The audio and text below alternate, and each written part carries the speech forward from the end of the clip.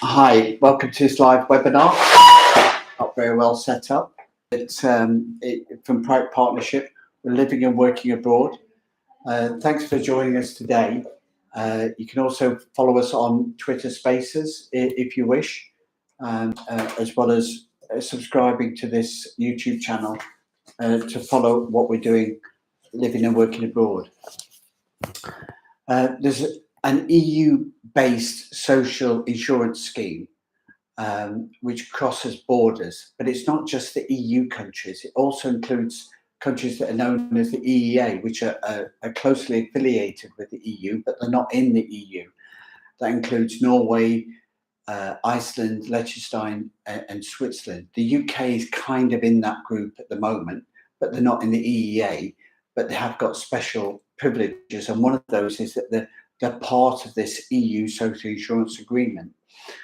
The thing that's different between an EU country for expats and the UK is that the UK have got their own social insurance agreements with other countries outside the EU. So that makes a difference on the transferability of benefits based on where you are. So those other countries could be Channel Islands, for example, Ireland, and Canada. For more information and guidance on that, contact us at ProACTPartnership.com. Transferable benefits are an important part of it as well. So we're going to look at it in three things. What are the transferable benefits? They're healthcare, allowances, and pensions. So it's three areas to cover, and we've covered them in this series, and you can subscribe to the YouTube channel to watch them a bit more. We're going to cover those in some detail today, and if you need more information, or you can watch our series for later episodes where we go into it in a bit more detail. Whatever we're talking about here, social insurance transfer benefits are limited, and they're not necessarily a substitution for proper private or travel insurance. So you may still require those, and you should always consider that. So what we're looking at here is we're focusing on expats living and working abroad who are transferring benefits for the longer term. What that means is that, prescribing basically benefits being paid for by the state in which you've got your main or permanent home. And this is the foundation of one of the things that we look at.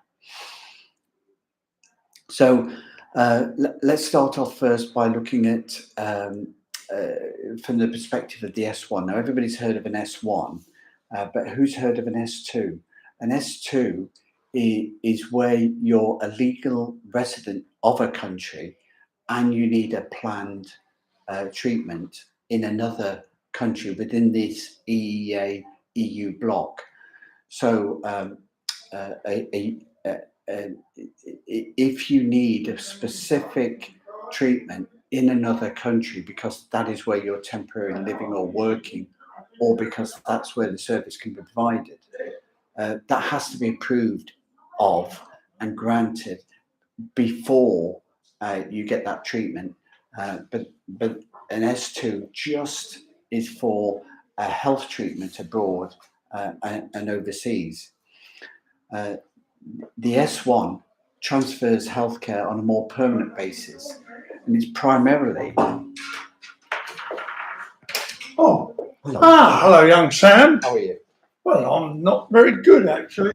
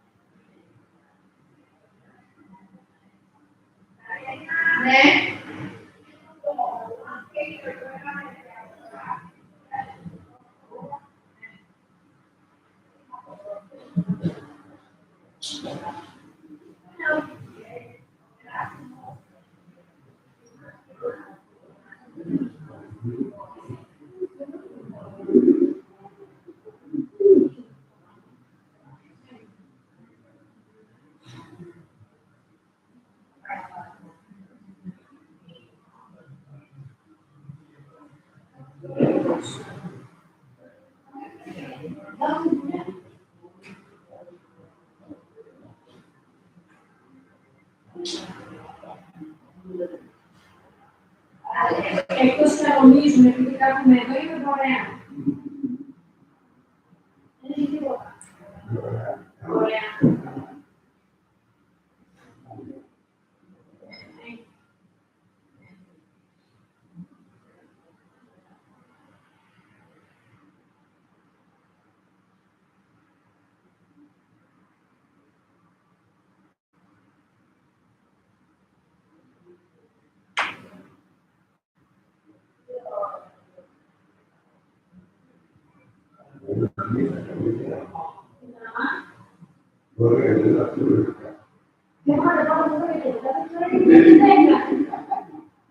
Είναι σήμερα.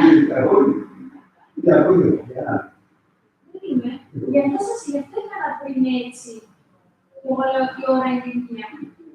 Αλλά δεν ήταν την ώρα. Γι' αυτό λέω η ώρα είναι μία. Δεν το πόσο σημασία, είναι εντάξει.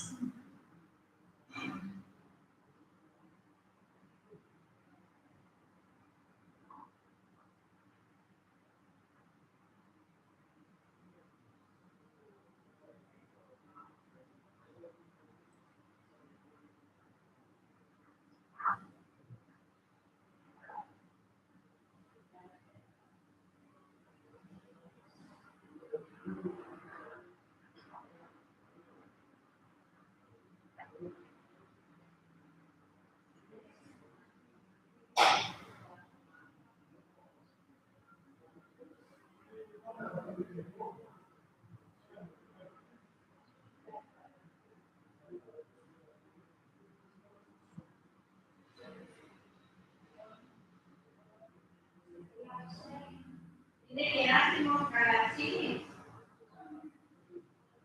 Καλατσίνης.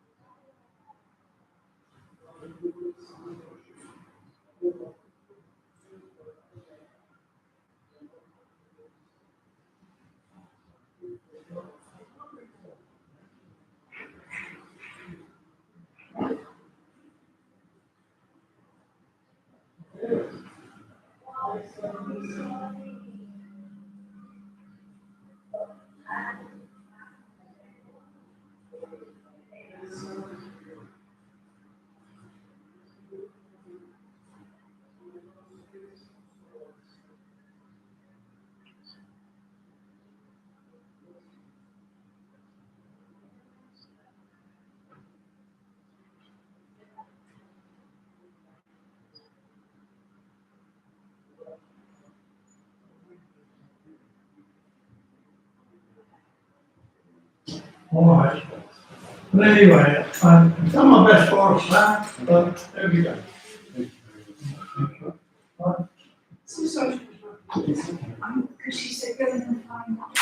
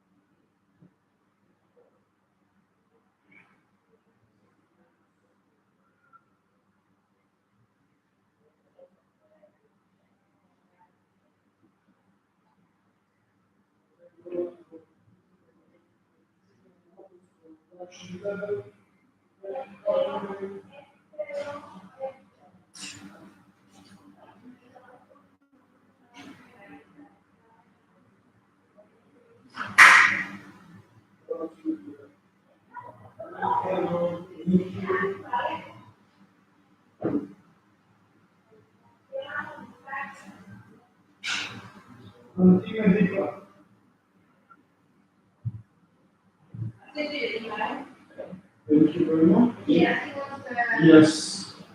This is what you assume. Okay.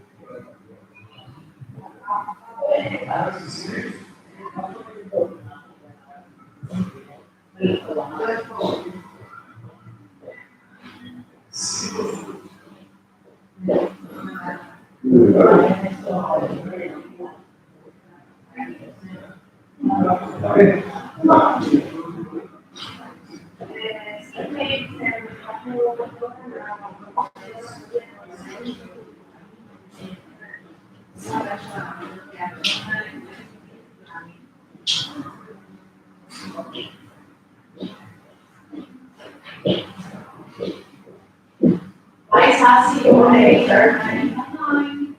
Bye, thank you.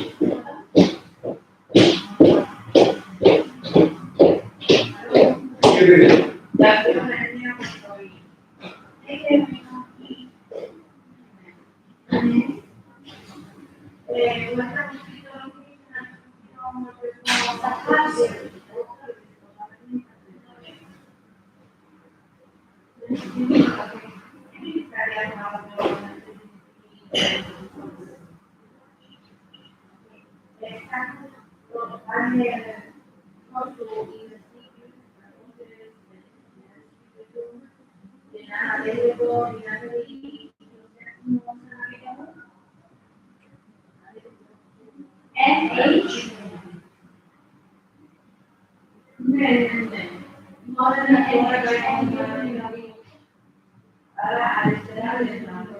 Ahora dijo Bochani, nadie lo podrías.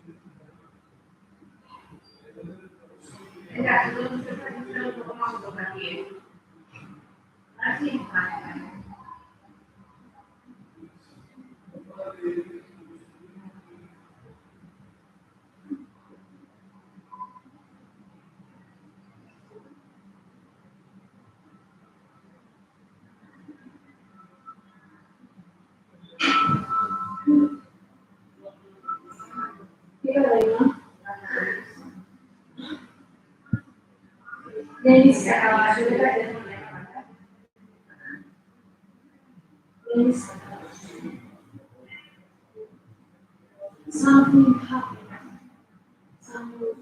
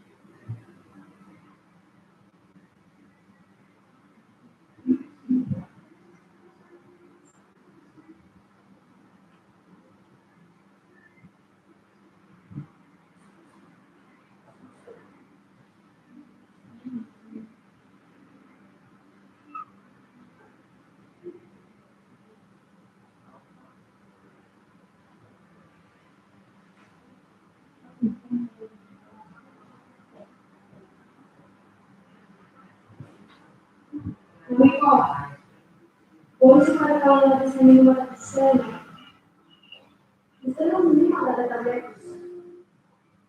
Hoje para falar disso, da cabeça. Isso na máxima.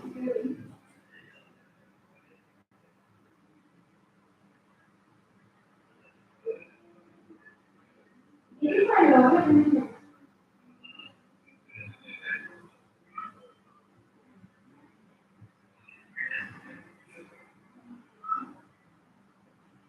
Eu falo que você está tomando.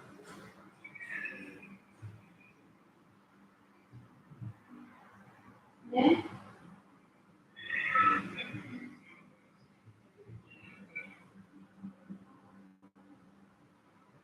Por isso não se tem nada. E o que eu falo? Ele corresponde diário.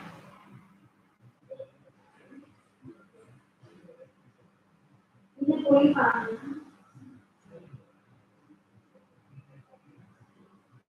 Né? Mas o que eu dizer?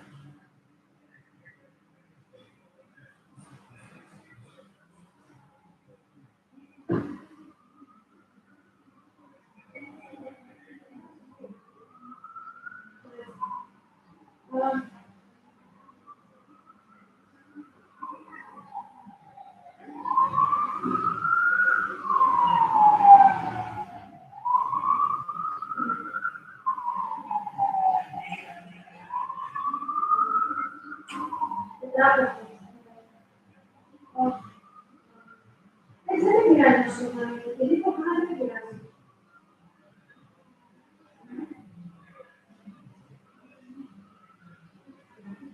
Posso dar?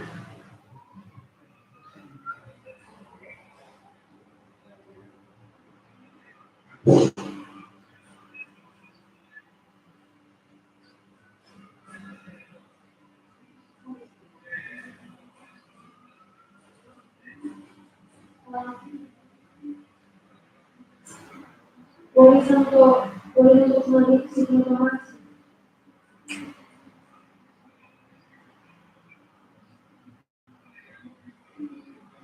Eu já não tenho anos.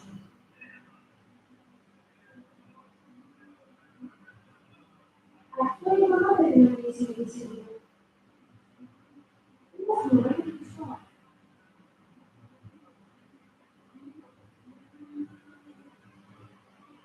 Daniel,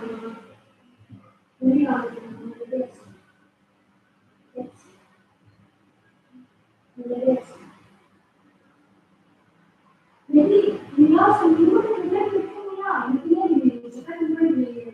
It's not a lot of money. Yeah,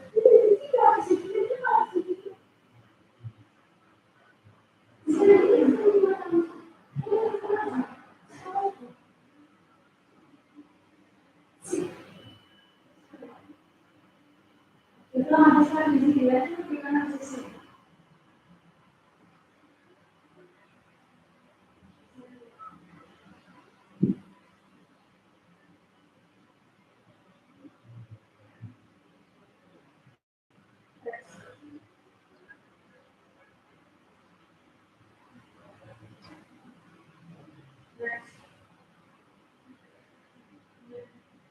Não vai ter tempo.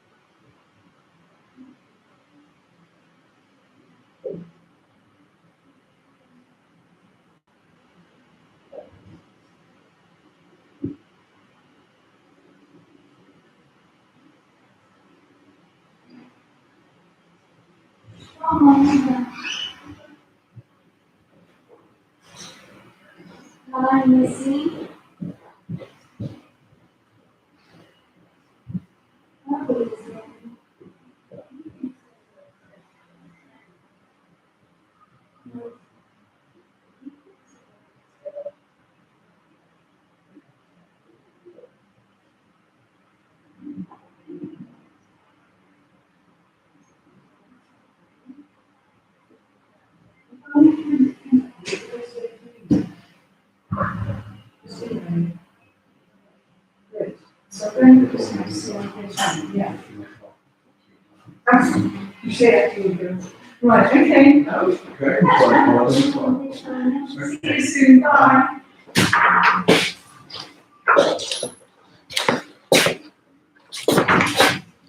Boss? Ya su, alam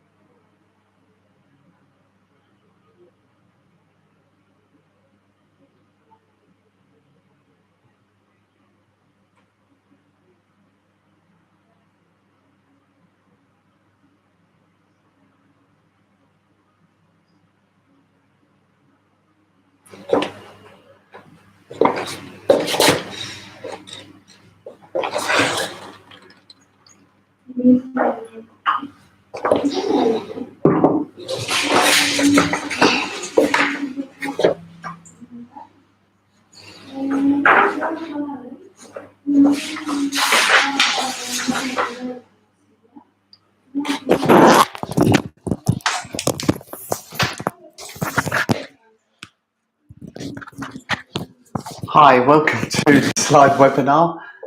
Thanks for joining us today. Today we're looking at how expats can transfer social insurance benefits when they're living and working abroad. As ever, when we're talking about expats, we're talking about UK expats living and working abroad, or expats relocating to the UK. So different criteria and different circumstance that fit in with different people.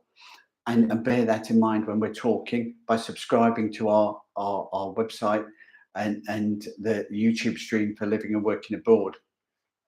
It's even more complicated because today we're talking about the social insurance agreement, and this is essentially an EU agreement, but it's not just the EU, it's the EEA, and the EEA includes countries like Norway, Iceland, Liechtenstein, and Switzerland. But post-Brexit, then, from the UK perspective, it includes additional countries that are peculiar to social insurance exchange and benefits with the UK.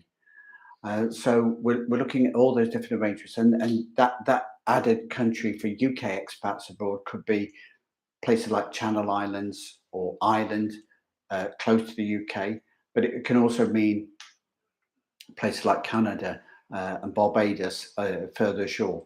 So for more information and guidance, follow the series on our YouTube channel and contact us at proactpartnership.com for more information and guidance. we're looking at three things today on transferring benefits. We can transfer healthcare benefits, we can transfer allowances, and we can transfer pensions. So let's have a look at what those are. When we're talking about transferring allowances, it's related to healthcare as well.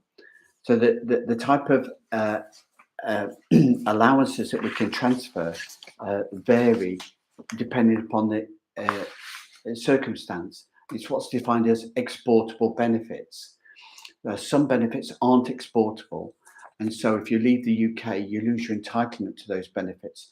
Others are exportable, in which case you could carry those with you when you go abroad and transfer them overseas. When you are overseas as a UK expat, you're limited about your access to the NHS under certain conditions. So these are the things that we're going to look at later as we go through the different rules and requirements. When you're transferring benefits abroad, in terms of healthcare and allowances, it's done through a form called an S1. However, there's a second form which is less well known. It's called an S2.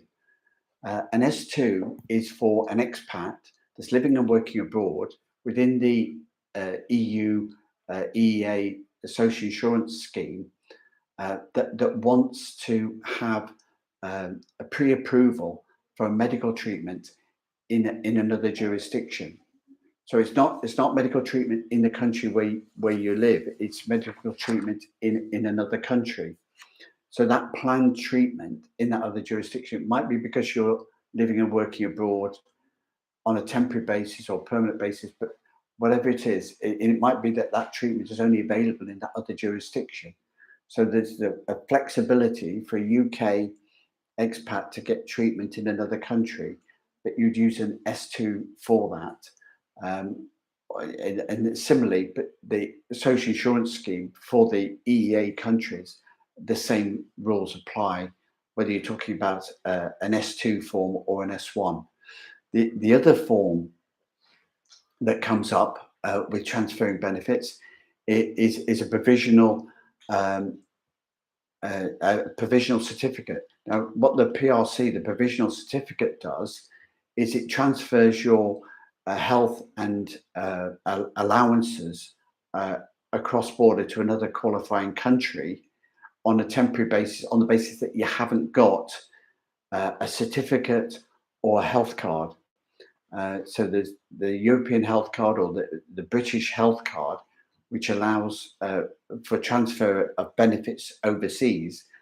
If you haven't got one of those and you need of treatment, the provisional certificate gives you that temporary treatment until you can get your paperwork in order, and allows for that treatment to take place if it's an accident or emergency overseas. The main form for transferring healthcare benefits overseas is the S1, and the S1 works to transfer healthcare benefits and allowances overseas. Now, the benefits that are transferred, the social insurance healthcare benefits are exportable, include a bereavement allowance and support, maternity leave, war pensions, and support payments for people that are working abroad temporarily. The S1 it can be paid to anyone who's got a state pension from that country, or if they're being sent to work abroad on a short-term basis. So if their employer is saying go and work abroad for 1 or 2 years, an S1 transfers the healthcare benefits on that short-term benefit basis without there needing to be a local registration to get entitlement to those benefits.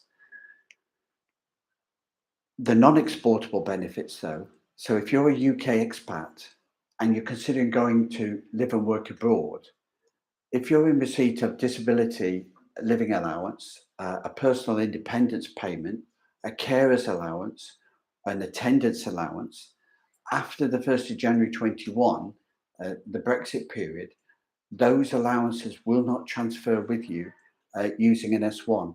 So if you're entitled to those benefits while you're in the UK or your EU country, the equivalents, those allowances don't transfer across border with the S1. So you need to look, depending on your country of residence, that are issuing the S1, what allowances and what social insurance benefits will they transfer? And it is a limited section. So for the UK, you can't export or transfer disability living allowance, personal independence payments, care allowance, or attendance allowance after the 1st of January 21. But bereavement, support allowances, and widow's pension will continue to be paid, as would maternity leave, war pensions, and certain types of support income payments that are being paid. You take the S1, you take it to your new country, you register it there, and that then gives you access to the social insurance system in that country and the healthcare benefits. The child benefits are not necessarily covered under the S1, but they are a form of allowance. A child benefit, obviously, you have to qualify for the child benefit anyway. And essentially, the issue is that you only qualify for child benefit in the country which is your main home, and you've got a right to live. So if you're in the UK and you haven't got a right to live in the UK, then you can't claim child benefit. But once you've got leave to remain or indefinite leave to remain or settled status as an EU expat, that will give you entitlement to child benefit. If you're going to work abroad on a short-term basis, so short stay trips up to 12 weeks, child benefit will still be paid. So it's not affected by a 3-month working abroad or an 8-week trip abroad. But longer than that, you may no longer qualify for your child benefit allowance. It's not transferable. You need to consider your new country, whether you're entitled to that child benefit allowance. So moving on to the next stage. With the NHS, UK expats qualify for the NHS while they're resident in the UK. If somebody legally comes to live in the UK and they have settled status or permanent residence, then they qualify for the NHS, and that gives them the right to treatment in the NHS.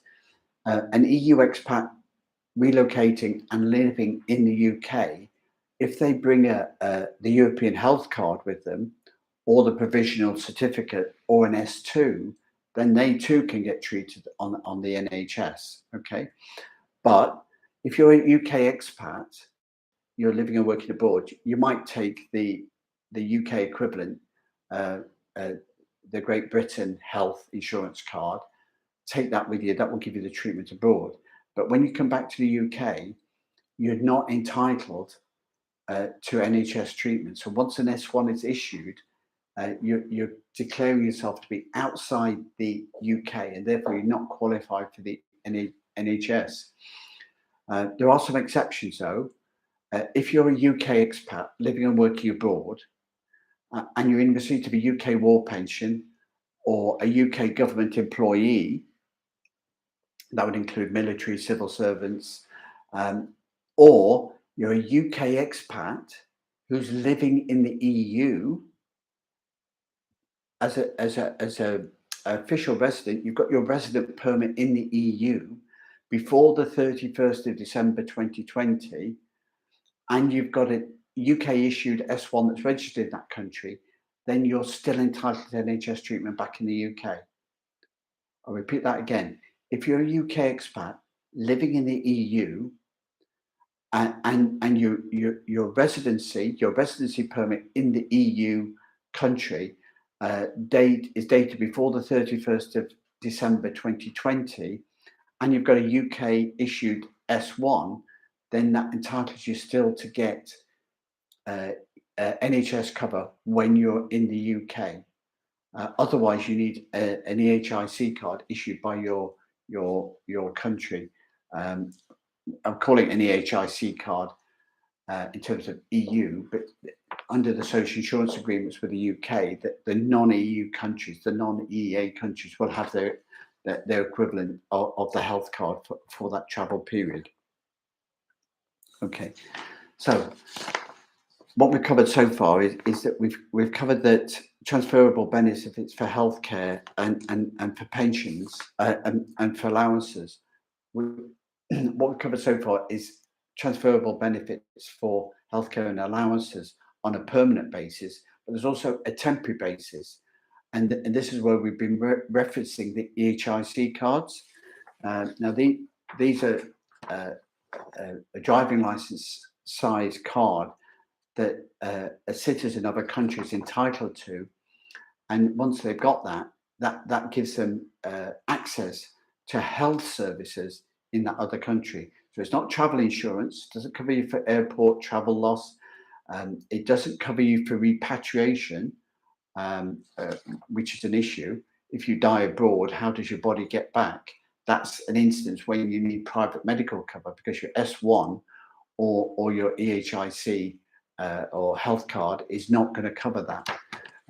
But for people on short trips or multi-trips, living and working abroad, or even extended stays, if you're a tax resident and your permanent home remains in one country, the health insurance cards give you the cover to use the health cover in that other country. So let's have a look at the differences between the different countries. And again, we're primarily focusing on EU, EEA countries and the UK, but the UK has got its different arrangements and with other countries, and those countries apply the same sort of principles under the social insurance agreement. So for Portugal, any citizen or legal resident of Portugal is entitled to the health cover there. And if you're entitled to the health cover, you can then apply for the EHIC card. But to get the EHIC card in any European or EEA country, it depends upon what the individual rules are. So if you look at Spain, you have and France, you have to be resident in the country and paying into the social insurance scheme to qualify for an EHIC card. Okay, so within the European Union, if you're covered under the state social insurance system for that particular country, you can qualify to get the health insurance card as a resident of that country to go abroad. So for Portugal, if you're resident, you're going to qualify. But for Spain and France, you actually have to be paying in and contributing into the social insurance system to qualify for the HIC card. Let's have a look at the qualification for the health insurance card in Cyprus. In Cyprus, there is a free health service available to Cyprus citizens and permanent residents. Okay, so to qualify for the health insurance card for when you travel out of Cyprus, when you're Cyprus tax resident, you have to be contributing into the social insurance system as an employee, as a sole trader. You could be also you could be a permanent resident. So if you've been resident in the country for more than 5 years and you qualify for permanent resident status, that gives you the equivalent citizens' rights. So a citizen is entitled of Cyprus is entitled to a health card issued by Cyprus, or a permanent resident is. The other option is to have an S1 card. If you've got an S1 card, you can potentially get an health card issued as well. So for expats living and working abroad in Cyprus, if you're on a temporary residence permit, then you don't automatically qualify for the health insurance card for when you go back to the UK. You have to be paying into the social insurance system as an employee or sole trader to be able to do that. So the scenario there is pre-Brexit. A UK expat would get a 5-year permit, or an EU expat in Cyprus would get a 5-year residency permit. But post-Brexit, non-EU citizens, including the UK, get an annual visa. This is the same in Spain and Portugal, which has to be renewed each year or two and verified at that point. And so those people are in a different scenario. Once you get to 5 years, you can get a permanent residency, which is the equivalent of being treated like a citizen. The citizenship gives you the passport as well, and less conditions than the permanent residency. So there's an added value there as well. The permanent residents and the citizens automatically qualify for the health insurance card without having to pay and contribute into the social insurance system. So European health cards are available when you're eligible for the social insurance system of the EU country in which you live. Some countries, that is like Portugal, that's based upon that you're legally resident in the country, similarly with the UK. But with other countries like Spain and France and Cyprus, you have to be contributing into the social insurance system to qualify for the healthcare system as well. Let's go and look at the healthcare system for the UK. Now, the interesting thing about the healthcare system for the UK is that they changed the name. It's called the GHIC. It was going to be the GBHIC. They just decided to make it really difficult for me. The GHIC, the Great Britain health insurance card, is equivalent to the European one. But the distinct thing is that before the EU, with an EHIC card, that works throughout the EEA. So it works in Norway, Sweden, Norway, Iceland, Liechtenstein, and Switzerland, as well as the EU countries. So for any EU expat going around the EEA, the EHIC card provides healthcare when they're in that country. With the UK version of the health card, the British health card only works in the EU countries. It doesn't work in the Norway, Iceland, Switzerland, Liechtenstein. So it doesn't work in the EEA countries. It does work in the countries where the UK have got their own version of the social insurance agreement. So that includes countries like Turkey, Canada, USA, Channel Islands, and Isle of Man. The reciprocal social insurance agreement, the GB health card works in those countries and in the EU countries, but not in the EEA countries for the 4 countries. So it's something to bear in mind. And that makes an essential difference. But to qualify for that health card from the UK, you need to be legally resident. You need to have a settled status, or you need to have a indefinite leave to remain status to qualify for that health card in the UK. Okay. So we've covered so far that under health insurance rules, you can transfer healthcare and allowances, and we've covered the options on what that is. The other big allowance that you can transfer over is your pensions. And again, your state pension entitlement varied a lot after Brexit, complicated by the fact that the UK are in the process of bringing in a new state pension as opposed to the old basic state pension, which was enhanced with additional contributions. That system was chopped and changed and effectively set up to be abandoned, which now happens to the 31st of July this year. So anybody that wants to contribute and make sure that they've got the maximum UK state pension that's available, they need to contact us at ProACTPartnership.com and watch the Living and Working Abroad programs that we've got in this series on that to maximise you qualify for your UK state pension.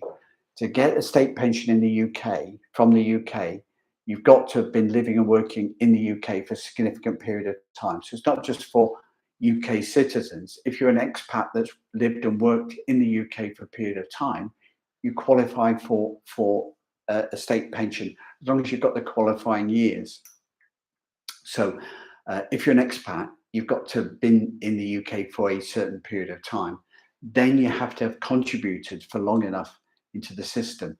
Now, the minimum is 10 years, but actually you can use that 10 years can be within the entitlement of the whole of the social insurance agreement. So if an expat, British expat has only got 5 years in the UK, they can still qualify for 5 years of UK state pension based upon the fact that they've worked for 20 years in another jurisdiction under the same scheme, the same mutual scheme. The EEA countries, Switzerland, Gibraltar, Canada, USA, Turkey, for example. Just note on Gibraltar is a British overseas territory. Not in the EU, but it kind of is in the EU. So the border controls and the freedom of movement is covered under a Spanish agreement, although it's technically an independent border. So freedom of movement for EU citizens, but a British person should also have freedom of movement, but because of the border-free area into the EU, passports are checked when you enter Gibraltar. So if you've got 10 years, you can get that state pension. Now, we've said that if you've got less than 10 years, then you can use your contributions from another country. Now, you can combine your benefits from different countries or to claim into one country. So if you've got 5 years in the UK and you go back home and you're living and working in Poland when you retire, you could add to your Polish state pension the 5 years from the UK contribution. If you're a UK expat that's worked in the UK for 20 years, then going abroad, you could continue to contribute into the UK scheme to build yourself up to the maximum UK state pension of 35 years. Or when you get to retire in your other country, you can use that country's state system to use your credits from the UK and transfer those over to get your state pension in the second country. The other option you've got post-Brexit for UK expats is it could claim a smaller UK state pension and a smaller overseas state pension from Cyprus, for example. So for more information and guidance on that, contact us at ProACTPartnership.com, and we will go into that in more detail, that state pension benefits. We've done some live living and working abroad webinars on that. If you look at our series and register and stay in charge, but we're going to look at that again in a couple of weeks, where we go into more detail about how those state pensions work. So post-Brexit, UK expats could have 2 state pensions, or you can maximise that. So some countries will pay a better state pension than another country, or higher. You need to make your value and make your judgments. The English system is what it is.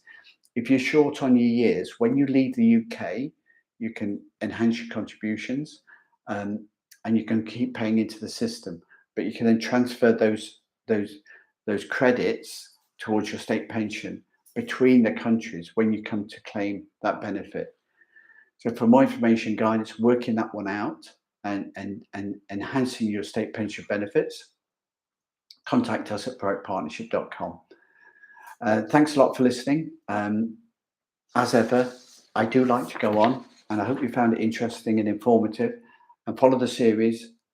For more information and guidance, contact us online. Subscribe to the Living and Working Abroad channel. And don't forget, we offer an annual tax return service available online. You can subscribe online, and that gives you access to consultant reviews, tax preparation, tax return, and all your advice throughout the year from £1 a day. So for more information and guidance on our annual tax return service, to submit your returns, contact us at proactpartnership.com or go to our site to subscribe online at proactpartnership.co.uk. Thanks very much for listening. We'll see you next time.